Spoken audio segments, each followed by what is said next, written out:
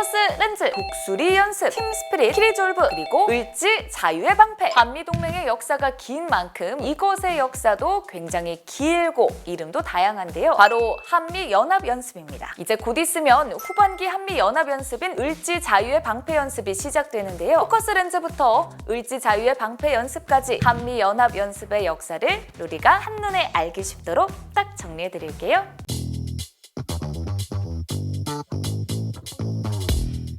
곧 다가오는 8월 19일부터 전국적으로 실시되는 한미연합군사연습 을지 자유의 방패연습. 고도화되는 북한의 핵미사일 위협과 변화하는 도발 양상에 효과적으로 대응하기 위한 시나리오를 기반으로 8월 19일부터 1부와 2부로 나뉘어 실시될 예정인데요. 이렇게 매년 한미의 통합된 전투력을 운용해서 북한의 위협에 대응하기 위한 대규모 한미연합연습인 자유의 방패연습, 그리고 을지 자유의 방패 연습. 이름은 비슷한데 무슨 차이가 있을까요? 자유의 방패 연습은 매년 전반기에 실시하며 연합 연습과 연합 야외 기동 훈련을 주로 진행하고, 을지 자유의 방패 연습은 매년 후반기에 실시하며 군사 훈련인 연합 연습과 정부 훈련인 을지 연습이 통합돼 실시됩니다. 그런데 훈련 이름에 계속 들어가는 이 자유의 방패는 과연 무슨 뜻인 걸까요? 명칭에서 자유는 변하지 않는 한미 동맹에 갇힌 대한민국의 자유 수호를 위한 강력한 의지의 표현이고, 방패는 방어적 성격의 연습으로 평화를 지향한다는 의미를 내포하고 있습니다. 하지만 처음부터 이런 명칭과 형태로 진행된 것은 아니었습니다. 이름과 연습 내용, 규모, 성격 등에 따라 계속해서 변화해 왔는데요. 한미연합연습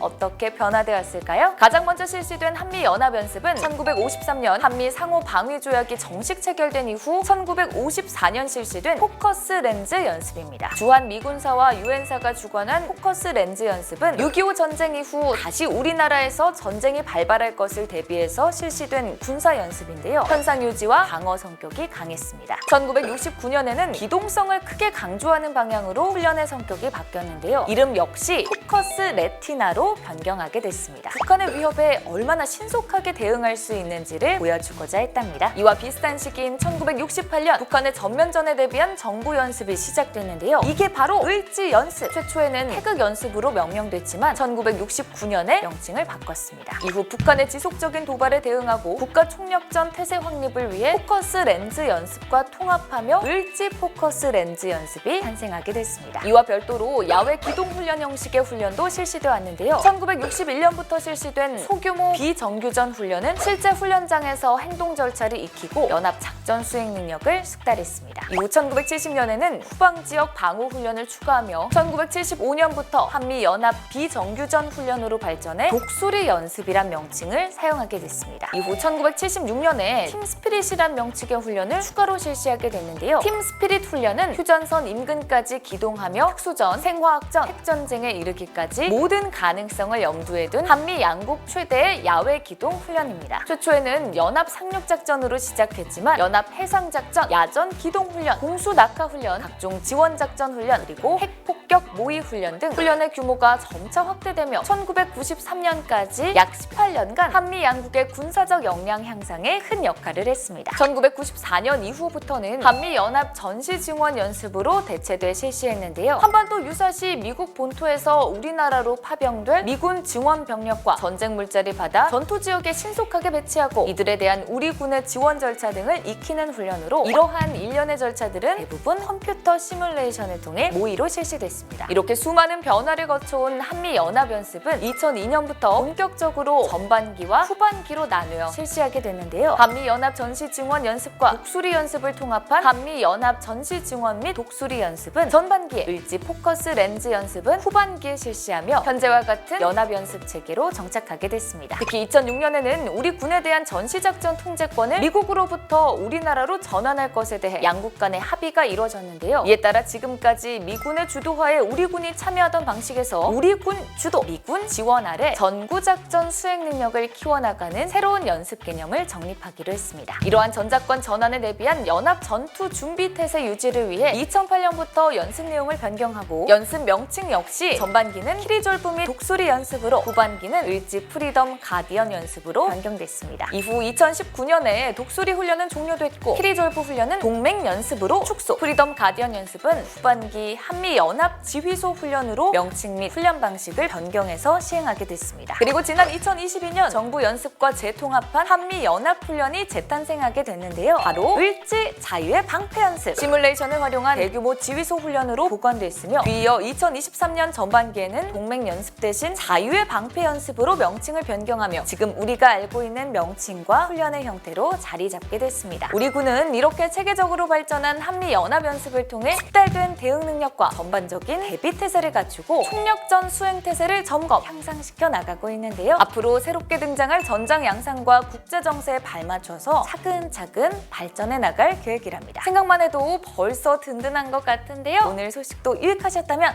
구독, 좋아요, 알림 설정 꼭 누르기 아시죠? 빨리 지금이에요. 눌러요, 눌러.